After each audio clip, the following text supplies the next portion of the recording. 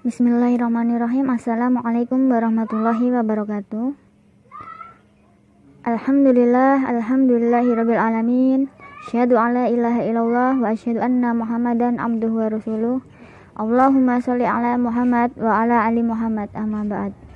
Pertama-tama marilah kita panjatkan puji syukur atas kehadirat Allah Subhanahu wa taala yang telah memberikan taufik, rahmat, hidayah dan inayahnya kepada kita semua sehingga kita dapat berjumpa kembali dalam perkuliahan hari ini dalam keadaan sehat walafiat. Kedua, salawat beserta salam semoga selalu tercurahkan kepada junjungan kita Nabi Muhammad SAW yang telah menunjukkan jalan kebenaran dan kebaikan kepada seluruh umat manusia. Semoga kelak kita menjadi umat yang mendapat syafaatnya di yaumul qiyamah nanti. Amin. Sebelumnya perkenalkan kami dari kelompok 5 yang beranggotakan yaitu yang pertama saya sendiri Fajar Apriliana, yang kedua Mbak Rahmadani Widi Astuti, dan yang ketiga yaitu Mbak Parsi.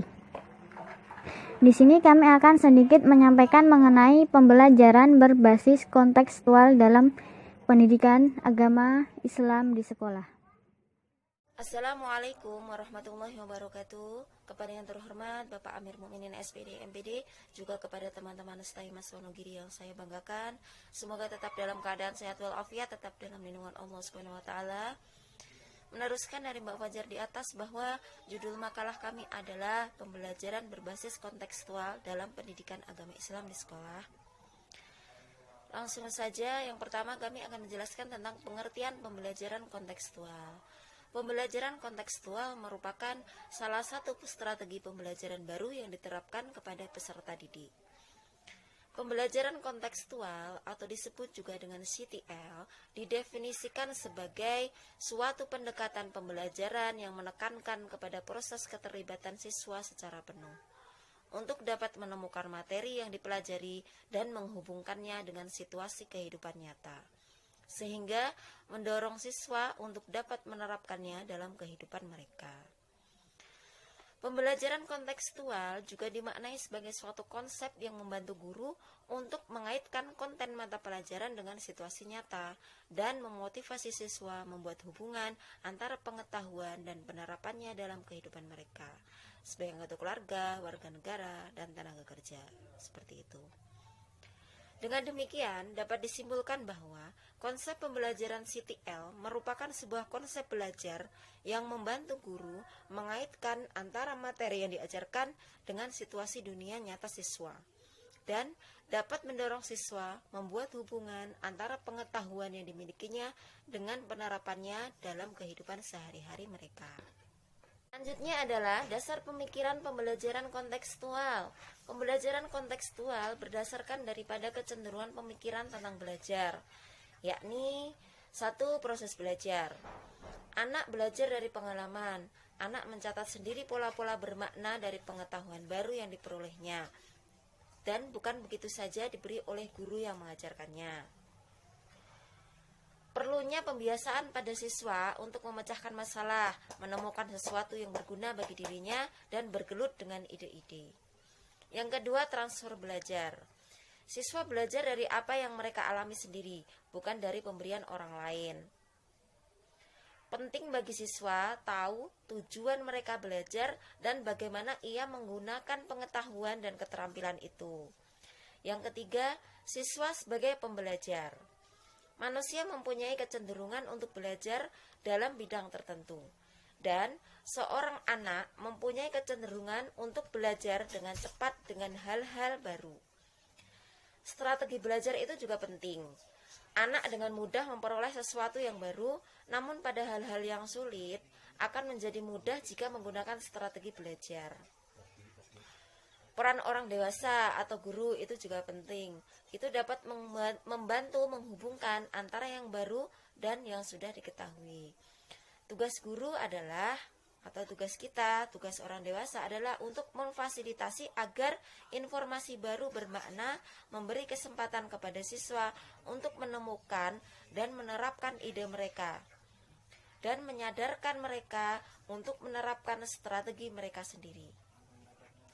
Yang keempat, strategi lingkungan belajar. Pentingnya lingkungan belajar. Belajar efektif itu dimulai dari lingkungan belajar yang berpusat pada siswa. Misalnya dari guru akting di depan kelas, siswa menonton, saat siswa akting bekerja dan berkarya, guru mengarahkan, seperti itu. Pengajaran harus berpusat pada bagaimana cara siswa menggunakan pengetahuan baru mereka. Pentingnya strategi belajar jika dibandingkan dengan hasilnya. Pentingnya menumbuhkan komunitas, contohnya seperti kerja kelompok, seperti itu. Komponen pembelajaran kontekstual. Yang pertama yaitu konstruktivisme. Konstruktivisme adalah mengembangkan pemikiran siswa akan belajar lebih bermakna dengan cara belajar sendiri, menemukan sendiri dan mengonstruksi sendiri pengetahuan dan keterampilan barunya. Yang kedua yaitu inquiry. Inquiry yaitu proses pembelajaran didasarkan pada pencarian dan penemuan melalui proses berpikir secara sistematis. Siswa diminta untuk menangani sendiri permasalahan yang mereka hadapi ketika berhadapan dengan dunia nyata. Dalam pembelajaran ini terdapat proses perpindahan dari pengamatan menjadi pemahaman serta siswa belajar menggunakan keterampilan yang berpikir kritis. Yang ketiga yaitu questioning. Questioning yaitu mengembangkan sifat ingin tahu siswa dengan cara bertanya. Melalui cara ini siswa akan mampu menjadi pemikir dan mandiri. Kemampuan bertanya memiliki pengaruh yang sangat berarti, tidak hanya pada hasil belajar siswa, tetapi juga pada suasana kelas. Dengan bertanya akan membantu siswa lebih dalam menerima informasi. Dan yang keempat yaitu learning community. Learning community yaitu menciptakan masyarakat belajar dalam suatu kelompok. Dalam pembentukan masyarakat belajar, terdapat konsep bahwa bekerja sama dengan orang lain lebih baik daripada belajar sendiri. Tukar pengalaman dan berbagi ide. Kemudian yang kelima yaitu modeling. Modeling adalah menghadirkan model sebagai contoh pembelajaran. Proses pembelajaran dengan memperagakan sesuatu sebagai contoh yang dapat ditiru oleh siswa. Misalnya, guru olahraga memberikan contoh bagaimana cara melempar bola. Kemudian siswa mengikuti apa yang telah dicontohkan oleh guru tersebut. Kemudian yang keenam yaitu reflection. Reflection yaitu melakukan refleksi akhir pertemuan pembelajaran. Refleksi ini merupakan ringkasan dari materi pembelajaran yang telah disampaikan guru. Siswa mengungkapkan secara tulisan maupun lisan apa yang telah mereka pelajari. Kemudian yang ketujuh yaitu authentic assessment. Authentic assessment yaitu proses dilakukan guru untuk mengumpulkan informasi tentang perkembangan belajar yang dilakukan siswa.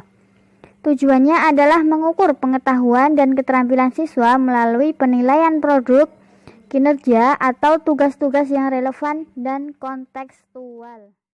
Pembelajaran berbasis kontekstual dalam pendidikan agama Islam di sekolah bertujuan mengembangkan kehidupan peserta didik, yang mana dalam kehidupannya mampu menerapkan nilai-nilai Islami. Dan poin-poin apa sajakah yang dapat dikembangkan? Yang pertama adalah poin akidah. Dalam penerapannya, pendidik diharapkan mampu mengajak peserta didik untuk mengamati peristiwa-peristiwa dalam kehidupan. Dan dari kajian dan pengamatan peristiwa tersebut, maka diharapkan dapat menginternalisasi atau memasukkan nilai-nilai keimanan kepada peserta didik. Dan dapat menumbuhkan motivasi yang mana dapat memberikan manfaat dan membuat peserta didik untuk dapat menjalankan kewajiban dan perintah-perintah Allah dengan baik. Poin kedua yakni Al-Quran dan Al-Hadis. Dalam penerapannya akan mengkaji dari Al-Quran dan hadis itu sendiri, seperti mempelajari tafsir, mempelajari hadis Nabi, ataupun belajar cara membaca Al-Quran dan sebagainya. Aspek fikih. Penerapan aspek fikih berkaitan erat dengan kehidupan bermasyarakat, yang mana kehidupan masyarakat terus berkembang dan akan memberikan penjelasan akan suatu hukum atau aturan yang berkaitan dengan persoalan masyarakat tertentu. Aspek akhlak. Penerapan aspek ini dengan memberikan teladan ataupun pembiasaan dan memberikan motivasi untuk selalu berbuat kebaikan. Yang kelima adalah aspek sejarah. Penerapannya adalah dengan menceritakan peristiwa atau sejarah Islam, dan dari peristiwa tersebut dapat diambil hikmah atau pelajaran berharga yang mana dapat memberikan manfaat untuk kehidupan dari peserta didik itu sendiri. Kesimpulannya, pembelajaran kontekstual merupakan pembelajaran yang mana prosesnya didapat dari rangkaian peristiwa dan pengalaman peserta didik. Dan antara peserta didik satu dan yang lainnya akan memiliki tingkat pemahaman yang berbeda, tergantung dari pengalaman peserta didik itu sendiri. Dalam pembelajaran kontekstual, peserta didik akan dirangsang untuk aktif dan tanggap, baik aktif dalam bertanya ataupun aktif memberikan kesimpulan. Kesimpulan apa? Kesimpulan terhadap apa-apa yang telah mereka pelajari. Tak lupa, pendidik juga akan memberikan penilaian yang didapat dari pengamatan pada saat proses belajar sedang berlangsung, dan penilaian yang didapat dari hasil evaluasi peserta didik itu sendiri. Demikian presentasi dari kami. Apabila ada kesalahan, kami mohon maaf karena itu datangnya dari kami pribadi, dan apabila ada benarnya, datangnya dari Allah SWT. Terima kasih, sekian. Wassalamualaikum warahmatullahi wabarakatuh.